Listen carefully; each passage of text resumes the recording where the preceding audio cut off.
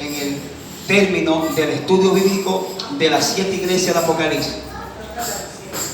Libro de Apocalipsis, capítulo 3, versos 14 al 22, vamos a lecturar, amén. ¿Quién es el que vive? Cristo.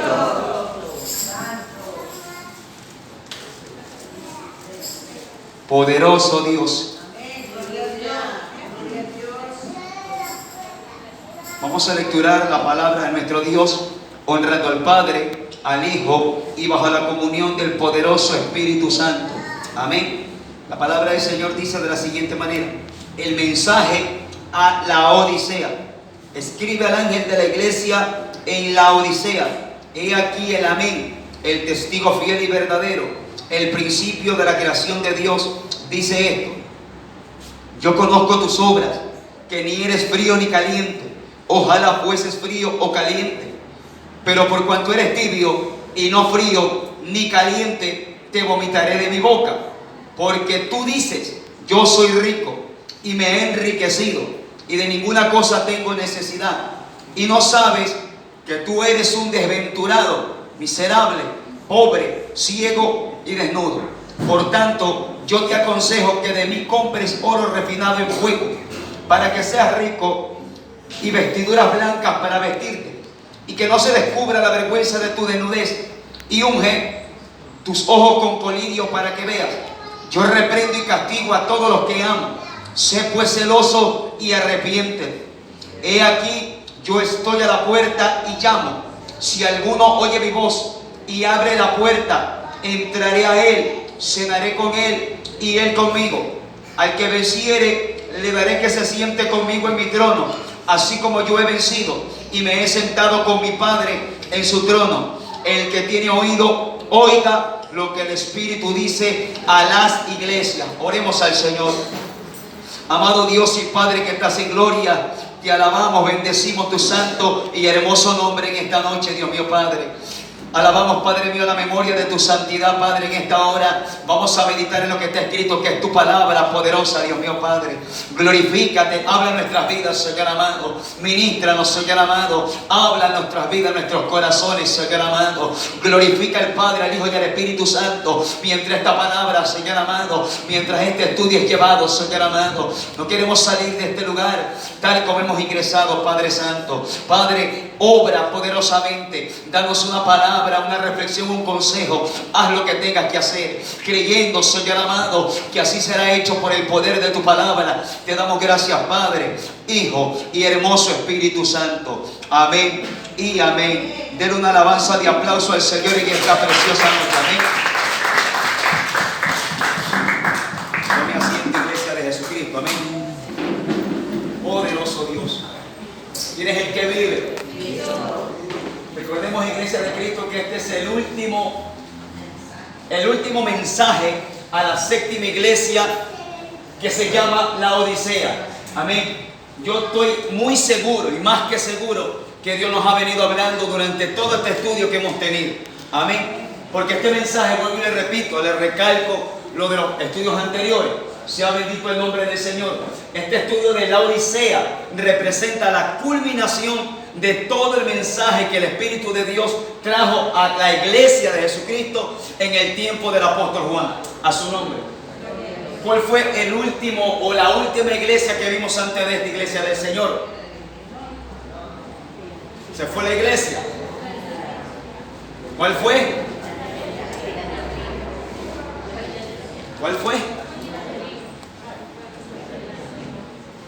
A su nombre, como que a la iglesia se le fue el avión. Amén. Amén.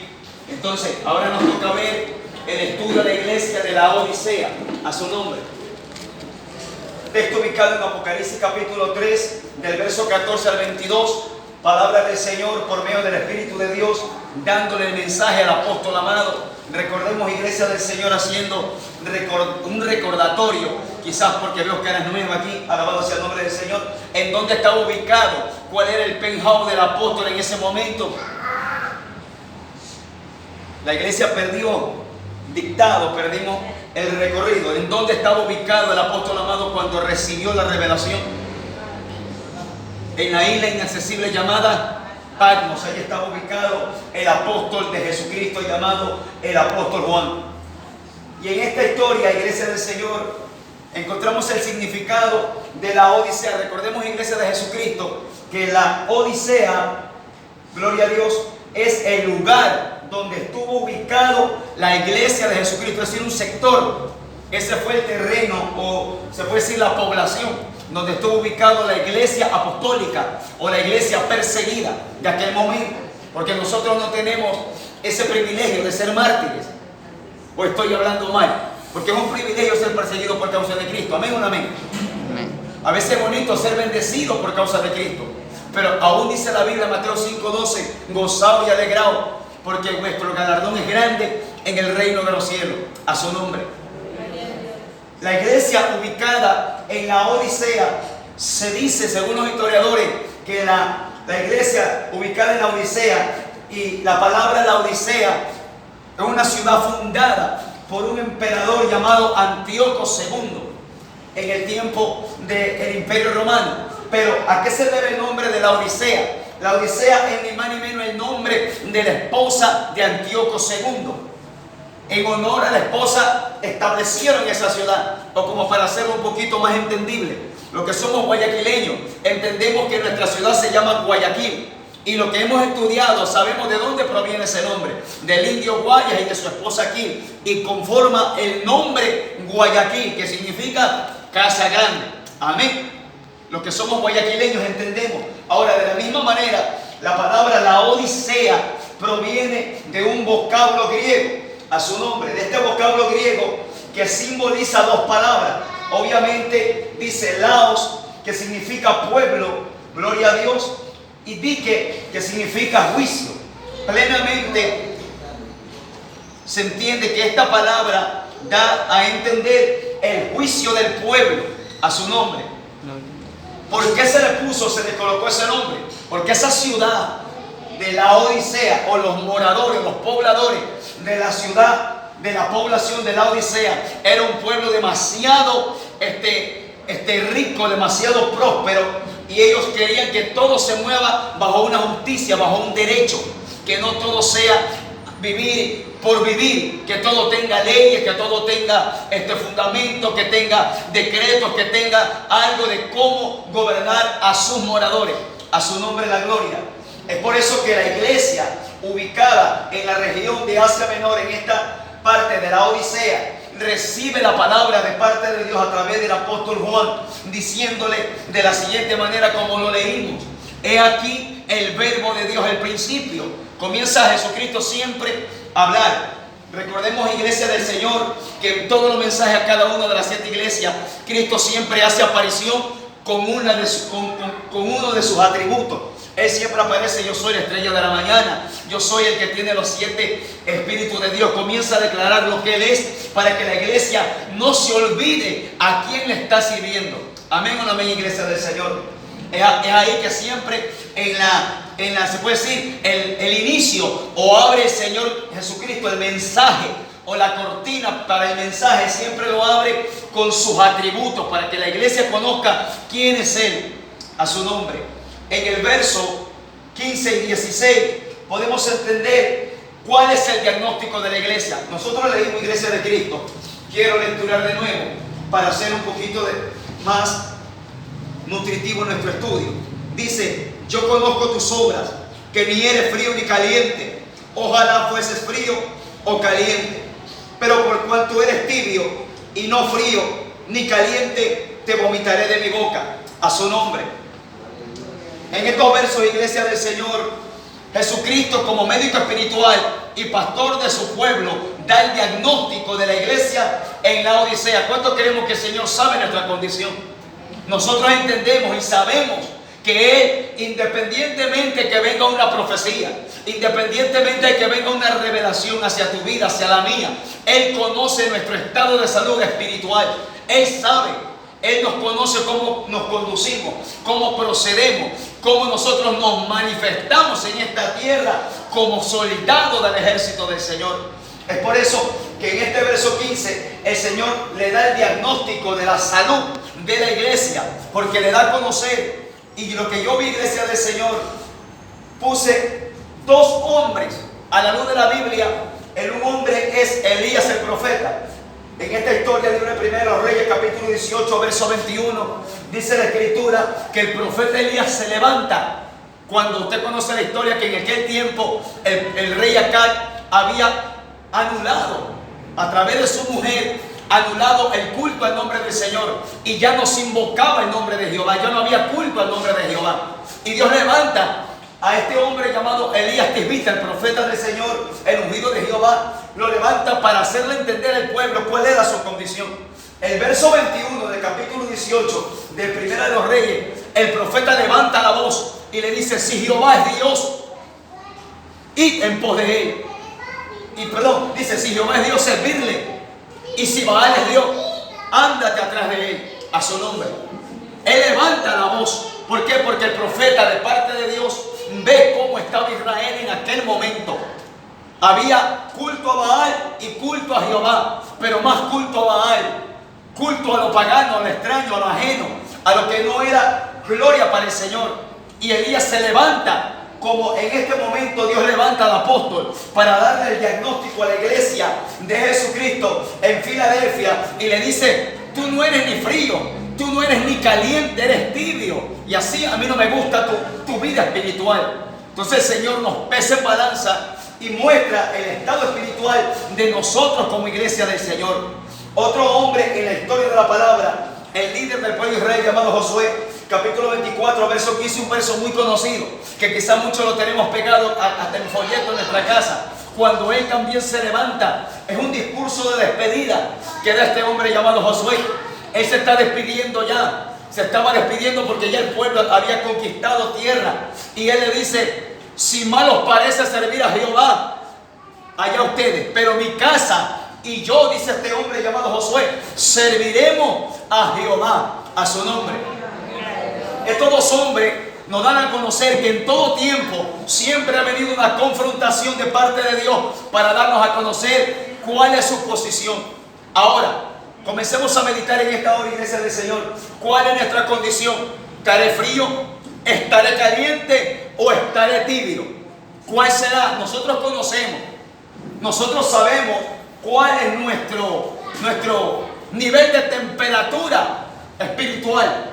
¿Cómo estamos? Si estamos ardiendo en el fuego de Dios, o si estamos fríos espiritualmente o muertos espiritualmente. Es por eso que yo coloqué estos dos textos bíblicos relacionando, que dan un mensaje de igual manera para colocar a Israel que busque a Dios o que busque al diablo. Una de dos: bien eres frío, dice el Señor en el libro de Apocalipsis, o bien eres caliente, pero no te quiero en medio, no te quiero ahí. Sabemos y entendemos que frío significa ojalá te apartes por completo, por decirlo así. Preferible apártate, pero no te burles de mí, porque la Biblia dice: mejor es que no me hubieses conocido que haberme conocido, dice la Escritura. Amén o no amén. Entonces, este mensaje, iglesia de Cristo, que el Señor le da a la iglesia, si usted lo lee a la luz de la Biblia y usted lo lee con una mente fresca, hambrienta en su vida espiritual, usted va a entender que este mensaje es muy distinto al de los otros. Ya Jesús culmina sus 7 mensajes, sus 7 revelaciones, como que sube de tono el Señor. Sube de tono el Señor con la iglesia de Cristo en la Odisea. Le mencionaba que la iglesia en la Odisea, o mejor dicho, todos los moradores de la Odisea eran personas prósperas, gozaban de mucho dinero, eran cultos, eran preparados. La mayoría de ellos tenían demasiada preparación. Ellos eran demasiado egocéntricos, lo que más o menos se conoce, para que le hayan puesto el nombre a esta región de la Odisea, el juicio del pueblo. Su rey Antíoco quería que el pueblo se gobierne bajo juicio, bajo equidad. Pero recordemos que no se puede gobernar un pueblo sin la justicia, sin la ley de la palabra de Dios, a su nombre. Por eso que la iglesia ubicada en la Odisea se estaba mezclando con esto de aquí, con esto de aquí, con el juicio del pueblo. Ellos pensaban que como creyentes del Evangelio tenían que vivir igual. Usted no ve hoy en día como muchos cristianos viven a la par de las leyes del mundo.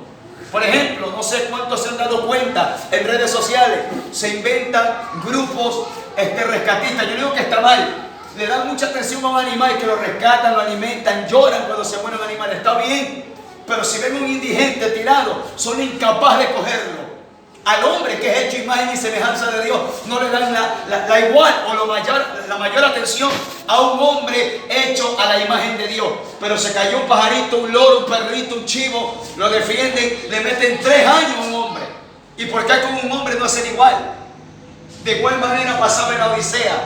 Había un juicio que no era equitativo, no era equitativo comparado a lo que Dios demandaba de su pueblo en la Odisea, a su nombre. Es por eso que vemos este diagnóstico. Y el Señor le dice en el verso 17 que podemos ver el proceder del creyente viviendo en una condición tibia y espiritual. Lecturemos el verso 17, amada iglesia de Cristo, en lo que dice la palabra. Dice: porque tú dices, yo soy rico y me he enriquecido y de ninguna cosa tengo necesidad, y no sabes que tú eres un desventurado, un miserable, pobre, ciego y desnudo. A su nombre. Es por eso que el Señor en el verso 17 nos muestra el proceder de cualquier creyente que escoge vivir una vida en el medio, es decir, en una vida tibia. El Señor está llamando la atención. Le dice: por cuanto no eres ni tibio, mejor te prefiero frío o te prefiero caliente, una de dos. Pero en el verso 17 el Señor muestra el modo de ser de un creyente en esta etapa: tibia, mediocre, conforme a qué, conforme al estilo de vida de los moradores de la Odisea. Eso es lo que el Señor está reprochando en su iglesia. Y dice, afirman con jactancia, pero Dios le dice otra cosa. Yo le puse de esta manera, yo hice un pequeño cuadro sinóptico en lo que ellos dicen. El pueblo de Dios, escúcheme, esta iglesia de Jesucristo. Nosotros como creyentes, cuando descuidamos nuestra vida espiritual, hasta en su modo de hablar se le va a ver el cambio, no para glorificar a Dios, sino para vergüenza de él como cristiano. Cuando el hombre de Dios deja la comunión de Dios, hasta en su expresión se le nota. La Biblia dice que por sus frutos se conoce al árbol. Es por eso que ellos dicen, yo soy rico, así dice la Biblia. Que ellos decían, tú dices. El mensaje fue claro, que el apóstol amado le manda la palabra de parte de Dios a la iglesia en la Odisea. Y el Señor le dice, tú dices, yo soy rico, me he enriquecido, no tengo necesidad de nada. Ellos decían de eso. ¿Tú has visto cristianos que no sufren el evangelio? Dice, a mí me gusta todavía cristiano, ni el diablo se me levanta. ¿Cómo se le va a levantar el diablo? Si es una persona que es enclenque espiritual, no busca de Dios, no se levanta a guerrear. Meditemos en esta hora. Un hombre y una mujer o cualquier persona llamada a ser cristiana evangélica que no se levante en armas contra las tinieblas. ¿Usted cree que el diablo se le va a levantar para causarle guerra? No le hace estorbo. El diablo le ha de decir, ni tú me molestas, ni yo tampoco. Give me five, como dijo el gringo, dame la mano, estamos en paz, no hay problema. Pero cuando el creyente se levanta en armas espirituales, a guerrear, a batallar, a hacer la obra de Dios, téngalo por seguro que el diablo va a ser el enemigo número 1 de tu vida y de la mía y de toda la iglesia. Ellos dicen, yo soy rico. ¿Cuál es el modo de hablar que le estoy diciendo? Meditemos en esto. Si usted lee la Biblia, el libro de Deuteronomio, habla una palabra que el Señor le dice al pueblo de Israel, que Él es el que le da el poder para nosotros tener riqueza. Hay gente que dice, yo tengo todo esto por la gracia de Dios.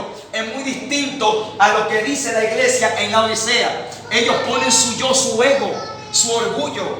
Ellos les importaba, en lo más mínimo no les importaba poner en primer lugar, en la supremacía, el poder de las riquezas que Dios le daba. Ellos decían, yo soy rico, me he enriquecido. Y si usted lee el Deuteronomio, dice, Dios te da el poder para hacer las riquezas, para confirmar el pacto que hizo con tus padres. Cuando nosotros tenemos algo, cuando el creyente anda sumiso, humilde, sencillo, obedece a la voz de Dios, ¿cuál es su expresión?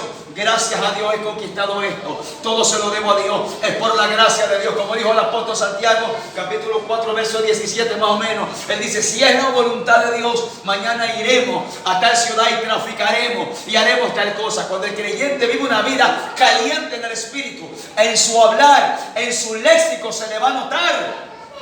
Las expresiones, usted lo va a escuchar y dice, ese hombre está en el fuego, ese hombre está en Dios. Aunque usted no lo vea que habla lengua demasiado. Por su fruto se conoce al árbol, dice la Escritura. Amén o no amén. Den una alabanza de aplauso al Señor en esta hora. A su nombre. Estamos detallando esto, que lo que dicen ellos, los creyentes, yo no sé si muchos nos identificamos con esto. En algún momento hemos hablado de esta manera. Yo en algún momento puse abajo a Dios y me puse yo primero. Y ahí es donde Dios te permite que te dejen las narices, que todo se te haga agua, que todo se te desvanezca. ¿Para qué? Para que uno recapacite y diga, Dios primero. Él es el primero, sin Él no somos nada. Esta expresión creo que se parece a un rey, Daniel capítulo 4. Un rey que estaba muy empoderado en la pompa de toda la gloria que Dios le había dado. Si usted lee la Biblia, Daniel capítulo 4, Nabucodonosor fue el rey de reyes de aquel tiempo. Y la Biblia lo llama mi siervo, un pagano, pero Dios le dice mi siervo, porque Dios lo levantó. Pero dice que se le metió el diablo en el corazón, el orgullo, y se paseaba tranquilo en el palacio real. ¿Y qué dijo él? Usted conoce la historia. Y él dijo, no es esta la gran Babilonia que yo edifiqué con la fuerza de mi poder, para mi gloria. ¿Se parece esto, sí o no? Así estamos muchos creyentes. Nos creemos que lo que tenemos, aún ministerialmente hablando, creemos que lo que sabemos es porque somos los niños mimados de papá. Miremos a Pablo. Cada vez que Pablo, Dios lo levantaba, él decía, no soy digno de ser apóstol de Cristo. Soy el más pequeño.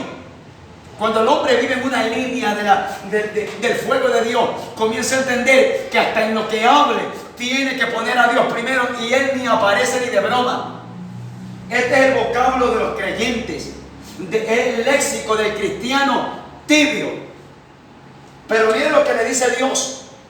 Este es el mensaje según el verso 17. Ellos dicen de esta manera. Cuando nosotros decimos de una manera, Dios te dice, así no es. Tú dices esto, tú dices que tú eres rico, yo te digo que tú eres un miserable y un pobre.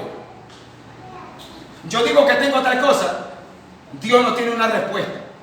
Ellos dicen, me he enriquecido y no tengo necesidad de nada, dice la Biblia. Entonces el Señor dice, eres desventurado.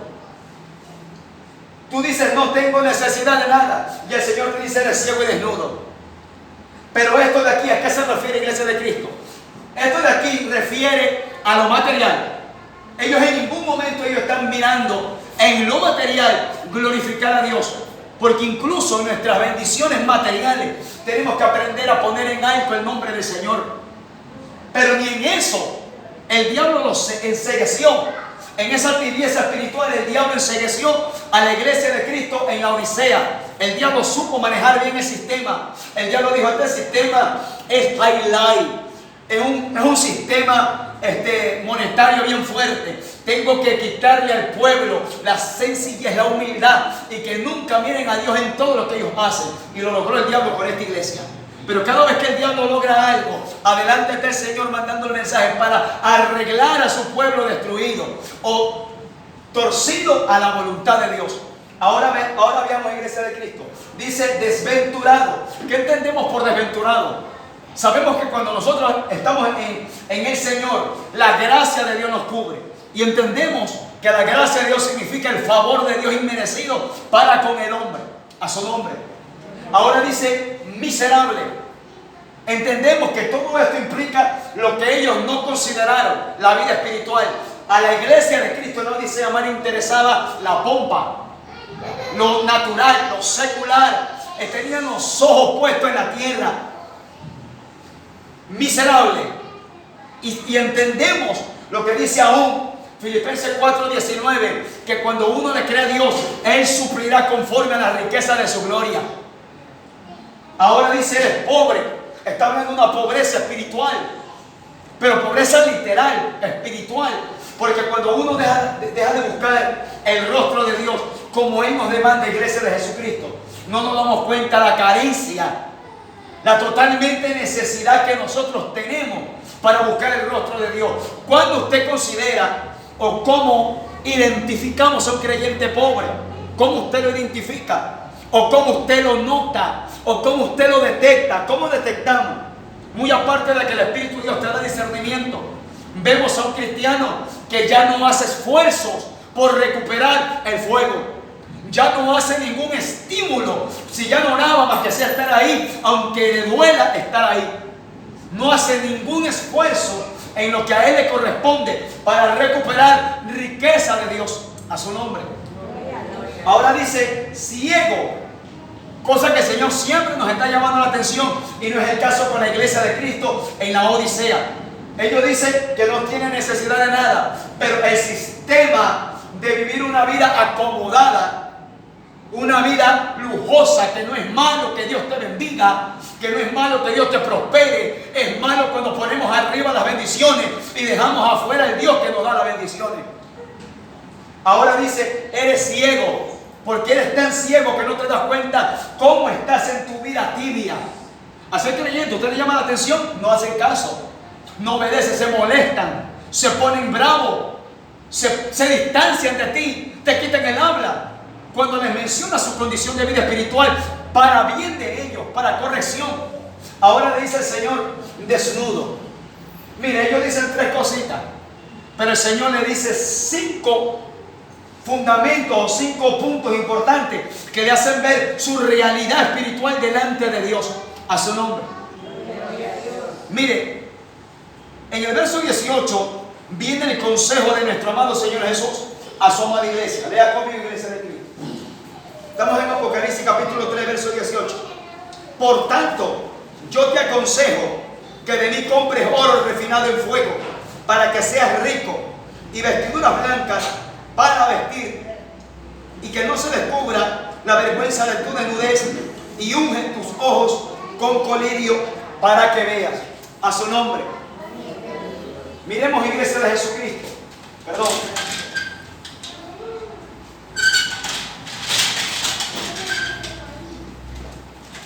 Verso 18, viene el consejo de Cristo a su amada. Comienza el Señor a decir, enumera 3 cosas importantes que los creyentes en la Odisea no tenían en su lista de prioridades. Cada vez que el Señor nos llama la atención son cosas que nosotros no vemos. Si Dios te dice tal cosa, es porque esa cosa tú no la ves, yo no la veo. Por eso el Señor te la manifiesta. Si tú la vieses, el Señor no te la muestra, no te llamará la atención. Pero la iglesia en la Odisea no miró esos 3 aspectos en que el Señor le comienza a manifestar cómo ellos pueden prosperar, cómo ellos pueden ser grandes delante de Dios. No busquemos grandeza aquí abajo. Los grandes se olvidan. Por ejemplo, yo conozco hombres de Dios, incluso creo, si mal no recuerdo, hay un ministro muy importante en Estados Unidos que tiene su nombre grabado en el Paseo de la Fama de Hollywood. Pero ¿qué dijo el Señor respecto a eso? Cuando los discípulos fueron a reprender en la misión de los 70, fueron a reprender, Cristo los comisionó a los 70, de 2 en 2 los mandó. Usted conoce esa historia, que el Señor los mandó. Ellos vinieron contentos, alegres, estaban brincando y saltando, porque a uno le da alegría cuando uno ve la gloria de Dios. Cuando se liberta un endemoniado, se levanta un muerto, se limpia un leproso, se levanta un paralítico, recibe la vista un ciego. Eso es motivo de alegría para uno. Amén o no amén. Pero los apóstoles vinieron, Señor, los demonios se nos sujetan en tu nombre. ¿Qué le dijo el Señor? Yo vi a Satanás caer del cielo como un rayo. Dice, no se regocijen de que vuestro nombre, perdón, de que los demonios se sujeten en mi nombre, sino regocijaos de que vuestro nombre esté escrito en los cielos.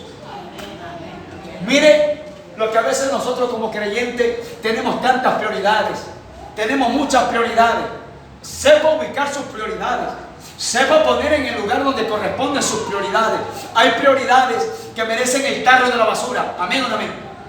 Hay prioridades que merecen la gloria de Dios, hay prioridades que merecen alabanza de Dios, y hay prioridades que no merecen alabanza de nada. El Señor le enumera 3 cosas importantes que la iglesia de Jesucristo en la región de la Odisea no la tenían en su lista de prioridades.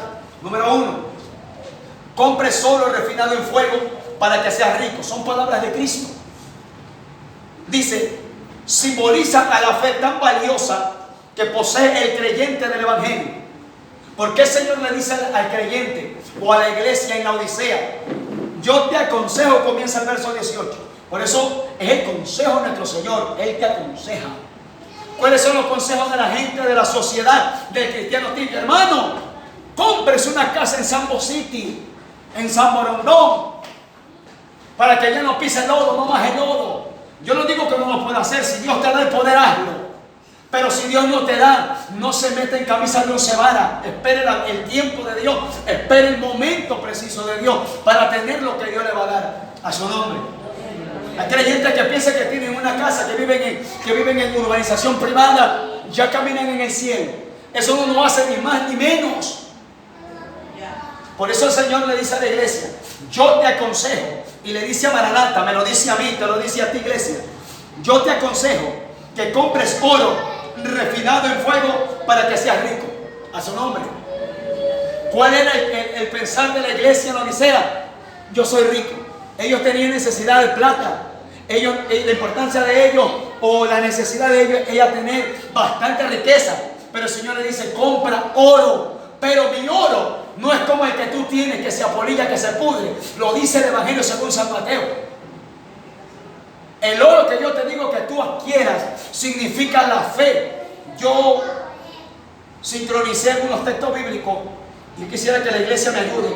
Segunda carta a los Corintios, capítulo 4, verso 7. Si alguien lo tiene, lo lee. Y alguien que busque el libro de los Hebreos, capítulo 11, verso 2. A su nombre.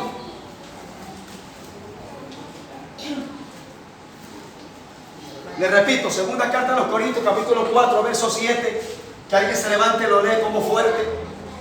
Y alguien más, Hebreos 11, 2. Pero tenemos el tesoro en vaso de barro, para que la excelencia del poder sea de Dios y no de nosotros.